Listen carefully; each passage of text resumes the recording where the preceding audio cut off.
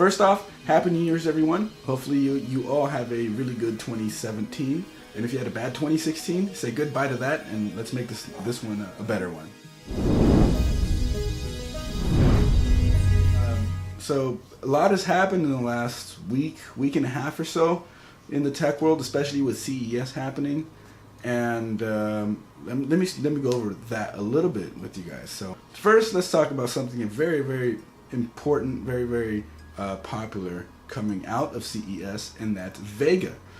Vega is turning into a bit of an enigma because they're trying so many architecture changes with this that I hope that the innovation that AMD brings with architecture changes like that in Vega go forward and just kind of propagate into something greater, especially with like HBM2 and the way they're running their pipelines to do more instructions per clock, that sort of stuff. Some of the innovation that they're going through has to do a lot with how much memory is allocated versus how much memory is used. If they can get the graphics card to use memory rather not to use memory, but just to give memory out to programs that's all you're asking for, that's all you get, then you won't get such inflated memory requirements on games nowadays. You see how everything is just going crazy as far as VRAM requirements. They're getting pretty huge, and Vega is supposed to be smart enough to isolate what's being asked of it versus what is being allocated. Raja Kuduri, chief architect of the Radeon Technology Group, he said that games that ask for, let's say, 4 gigs of RAM actually get away with only using half that or so. So if you have a smarter method of allocating memory based on what is being asked of it, then your actual usable memory increases. So 4 gigs of RAM will be a lot more significant if a program is only using 2 gigs, even though it's asking for 4. That's kind of a big deal. So especially with the RAM prices and HBM and all that stuff, you want to be able to just better utilize what's already on a graphics card versus just keep throwing at it because that's inefficient. Got to go the efficient route in this case. Everybody's going to hit their limits at some point. Yeah, their new compute units are actually a big deal too. They're NCUs, which isn't a real term. The CU is, but the N is something that they're coining. That's the next gen compute unit that they're going for. And yeah, that's kind of what I'm talking about with, like, they're improving their efficiency per clock, which is a pretty big deal. Vega is also supposed to be getting clocked over 1500 megahertz, which is really great as well. The more information on its release has come out since I originally wrote up what I was going to talk about for this video. They had said at CES that like first half of 2017.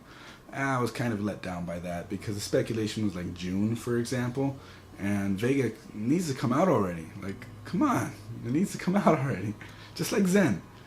So since I talked about, or since I wrote that down, now it's more or less confirmed for the end of May, close to June, whatever. I guess it's fine. I know people waiting for Vega, and between now and May, it's not gonna be a big deal. Whatever. So cool. So other big news out of CES with Razer's Project Valerie and Project Ariana, they were stolen, and they have shown up on what's the thing called Taobao, some Chinese website. Who knows if it's real that's on there, but they're listed for the equivalent of about $21,000. Razer is offering $25,000 for information leading to the arrest, conviction, and recovery of these devices. This is a big deal. Like, they're not the only things that were stolen at CES either, but yeah, this is a pretty big deal because they could be like industrial espionage, and Razer's not ruling that out either, or definitely an inside job of some sort. It's just really interesting what's going on, and I hope Razer gets those back, and maybe somebody gets $25,000 out of it. That'd be cool. EVGA has been rumored to be mulling over the idea of going with AMD, being a partner for AMD. That's really interesting too if you think about it, because they've been in NVIDIA their whole lives. They're the premier NVIDIA board partner, and for them to go to AMD is kind of a big deal. They flatly denied it, of course, and they say it's all a hoax, it's a rumor, and of course they're going to deny it. What else are they going to do? But EVGA, even the rumor of that is very interesting because it sort of makes sense considering that NVIDIA is taking sales away from them. They obviously can't be happy that NVIDIA is keeping the Titans to themselves. No, there are no board partners for the Titans, and then they're offering their other cards at marked up prices sooner than the partners can sell them for the Founders Editions cards.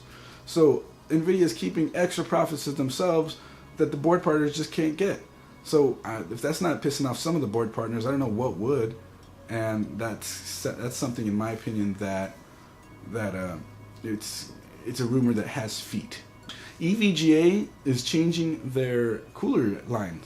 They're moving away from ACX. They may keep it for like the lower cost ones, who knows? But their primary ones that are going to be called ICX, which is, whatever, it's fine. It's a new design on their coolers. They're improved backplate design, improved thermal pad between the backplate. I noticed that in the pictures, the backplates themselves, they have a lot more cutouts, a lot more ridges, all sorts of other features, and they're also secured to the PCB in an improved way to help with the rigidity of the graphics card. So, that's all pretty good. EVGA is also going with a quick disconnect water cooling system, which is something that I'm pretty excited for because I really like that idea. The idea of a all-in-one unit being expandable is really cool to me, and you'd probably just have to throw on your own CPU water block as they don't really have much going on for that. But they're providing graphics cards that are already pre-filled with quick disconnects. All you got to do is plug it into a quick disconnect system. That's pretty cool. They have 240 millimeter radiator setups, maybe bigger. They're still Asetek based pumps, but hopefully if everything is up to snuff on that, they'll turn out pretty good too. EVGA is coming out with an SC15 laptop, which is sort of a sequel to their previous SC17, I think it was. A lot of people didn't have a whole lot of good stuff to say about that previous one, but this new one's supposed to be looking pretty good. It also has a 120 Hz panel on it, and that is also very good news for gaming. ASUS is coming out with a new monitor, actually two new monitors, and one of them has a feature that I really like. So one of their monitors is going to be an HDR 4K. It seems to be aimed more at productivity, workflow type of stuff. But the other monitor is a bit of a gaming monitor, but the feature of it that stands out to me is they're going to put a wireless charging base on it. So here's my phone, a Samsung Galaxy S7 Edge that does have wireless charging. A lot of the time, I rest it right here. See, right there on the base. Now, on that part of this new monitor, that's where the wireless charging is going to be. So I can just set my phone down, and it just starts charging from there while I sit down and play.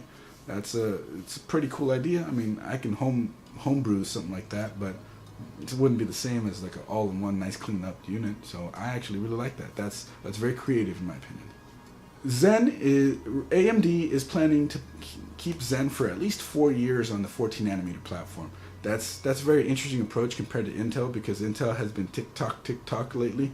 But now they've sort of changed it. Now it's like tick half talk. I mean, they can only keep doing it the way they're doing for so long.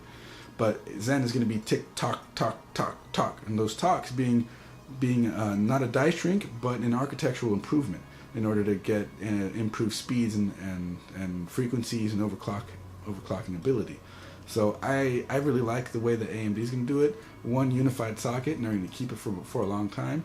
I mean, how many sockets has Intel gone through in the last couple of years? Seriously, like I have an Ivy Bridge system, and that's the same socket as it was on Sandy Bridge before that, but it's a different socket from Westmere and Nihilum before that, and a different socket from the Core 2 quads and on those guys before that, socket 775.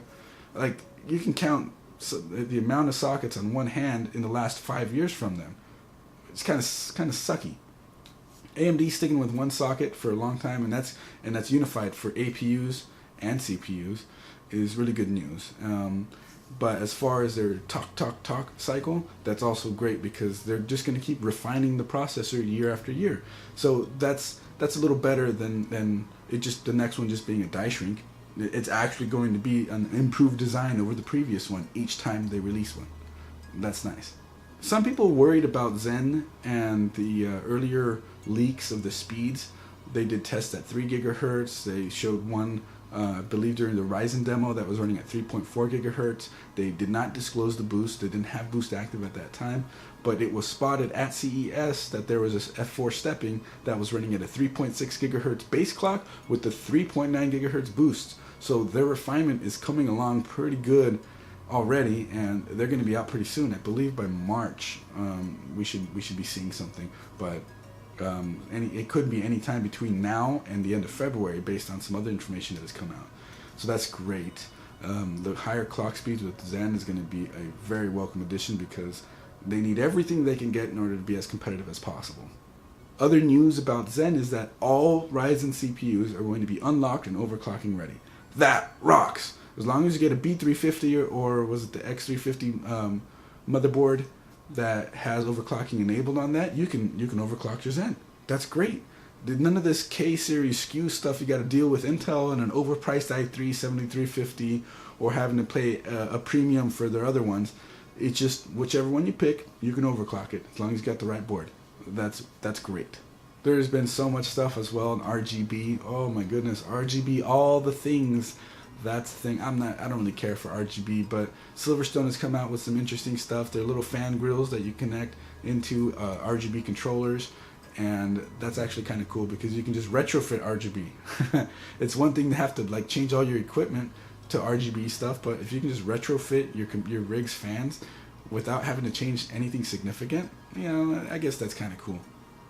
So, not CES related, but the NES Mini has been hacked and more ROMs were loaded to it. So it was just a matter of time until something like that was going to happen. But as a little standalone little unit, if you can hack it, you can add more ROMs to it, increase your library on it. That's actually really cool in my opinion, because it's one thing to like build a standalone retro gaming station. It's another thing that you can just buy one that's already done and you know it can play everything. It's going to play it very accurately, and you can just do a few computer tricks to it and keep adding more to it. And yeah, that's really cool. So anyways, that's just a little quick news recap over some of the stuff that I wanted to go over from CES and other things. And it's good to hear that Zen is coming soon, Vega is coming soon, the tech world is going to be shaken up pretty soon. Sucks about what happened to Razer. Hopefully they get their stuff back. I can't wait. Tech is awesome, and tech is going to be rocking this year. So again, Happy New Year's to you all.